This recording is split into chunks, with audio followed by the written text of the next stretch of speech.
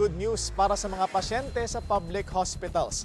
Target ng PhilHealth na i-cover na ang kabuang binabayaran sa mga ward room. Yan ang nilahad ni PhilHealth President Edwin Mercado sa isang Senate Committee hearing. Sa ngayon kasi, nasa 50% lang ang sagot ng PhilHealth. Pero nakasaad sa Universal Healthcare Law na dapat tuloy-tuloy ang pagtaas ng tinatawag na support value sa ward patients. Kaya nga tayo nagbabayad ng insurance para insured tayo, kampante tayo na mabalik sa atin at magagamit natin sa tuwing tayo po'y nangangailangan. Though hindi naman fully insurance talaga itong PhilHealth, no? Pero ang importante rito ay mapakinabangan po ng pasyente na meron silang masasandalan at kampante silang magpa-check up at magpa-hospital.